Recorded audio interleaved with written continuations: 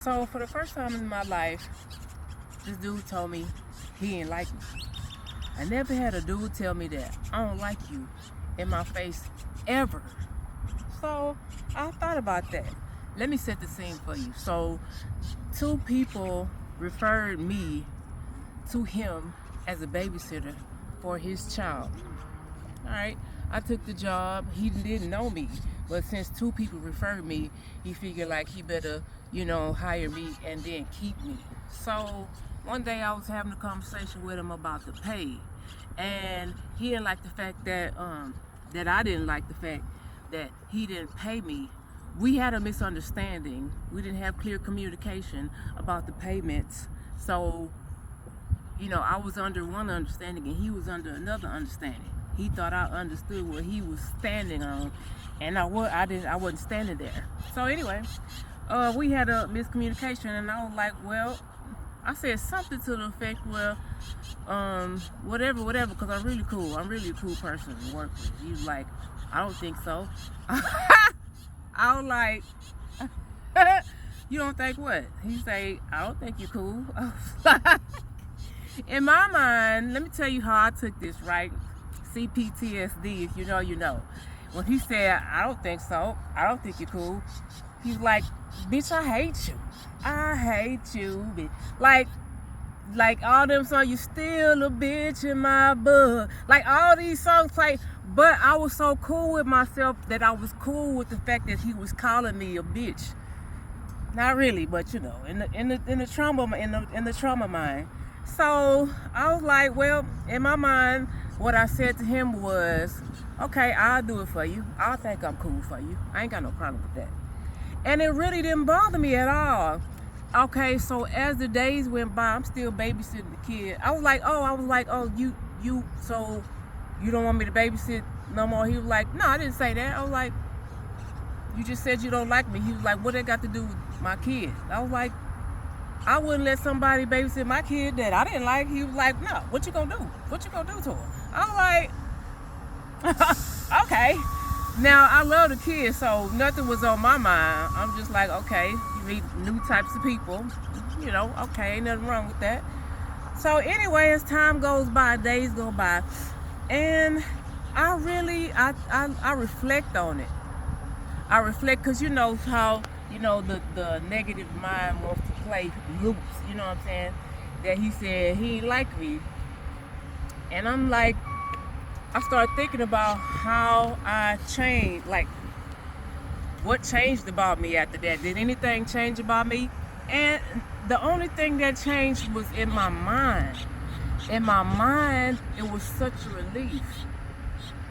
I never thought that I would be able to say this. First of all, I never thought a nigga was gonna tell me that I don't like you to my face. But it was so relieving because I now don't have to like waste. No, I'm not gonna say that because I thought to myself that I was gonna keep my femininity out of the deal. You know what I'm saying? Because it was business anyway. But no. But I didn't have to change. That sometimes we, as women, we have to like, oh, let me be nice because maybe he like me, or maybe he might like me, or this might be the one, or he could end up like. I ain't have to do that. I was free, and I looked at that in relation to other relationships that I have, like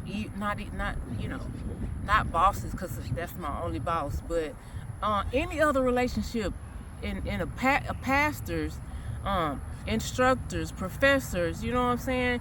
I don't let, when we interact, I put I put forth a person that's I don't know how to call it, but I be careful of being too harsh with them or too cold with them, or I be careful with my cutoff game because what we thinking. I don't know if this is people who have had good fathers and mother. My mama was good, but if a person got good fathers and good mothers in their life, you know what I'm saying, they might have a real good understanding already. So anyway, when we interact with men, we be cautious not to seem, so standoffish, not to seem too standoffish, not too dainty, not too, because we don't want to mess up. We might have a chance. We always have a chance until we know for sure that we don't have a chance. And even when we find out that we don't have a chance, it be for some sick reason. It's because he like me and he can't have me. So he just, that kind of stuff going in the mind of a person that's experiencing CPTSD. But this freed me. And I'm like, dang, I don't act like, I don't put on a soft front, so that I can always be in the campaign, in his campaign. I don't always, how you answer the phone and you just, hello. I don't put on the soft or sensual nothing, and that made me realize that in the beginning I was. And it wasn't like trying to be seductive or nothing like that, but it's just that you really do never know who your person is. So I stayed kind of poised during there at all times. But when he told me, I don't like you, nigga, that was so freeing in fact, to where I said to myself, dang, that feels so good. I'ma act like every nigga that I meet, every man that I meet, tell me face to face that he don't like me until one asks me to marry him. And that is gonna, free me up from trying to be poised and try to always, pose for the scene, pose for the cam. You know what I'm saying? I like that. We always, not always, but a lot of us who have been in troubled relations with men, we be like, why? If you don't like me, just tell me. What if Fantasia say, if you don't want me, then just, how did song go? If you don't want me, then don't talk to me. If you don't want me, then don't talk to me. You know what I'm saying? Go ahead and free yourself. Okay, but ain't no nigga was gonna tell you, I don't like you. And again, he didn't say it like that, but that's how it came. That's how it landed, and that's the language I understand. You know what I'm saying? Because I'm too cool, so you had to be mistaken what you were saying, but you just don't like me. You don't like this cool. You know what I'm saying? So, it ain't no real. I'm not gonna say no real nigga gonna say that, because this nigga just said that, and that's the realest shit he ever wrote in my book. You know what I'm saying? Because Judge Lynn Toller told me, don't make a nigga tell you he don't like you more than once. So that freed me from ever having to be receptive. You know what I'm saying? Or calculated in the way I act with him, because maybe one day we could, or one day we might. Nigga, we never will. And I'm free, and it feel good, and it don't feel bad. So I don't know. So if you ever have a moment like that,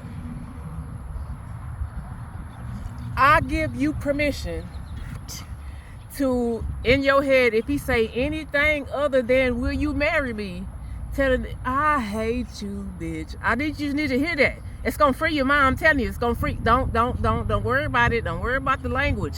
It's gonna free you. When you hear every nigga that passed by, if he not on his one knee, you need to hear, "You still a bitch in my book. This hoe is a slut in my book." I forgot his name, but I love him. But yeah, that will free you. If you, and matter of fact, be proactive. You say to yourself, this nigga just told me outright that he hate me. He don't like me. That's gonna free you to be yourself. Be more comfortable, be yourself, be more free.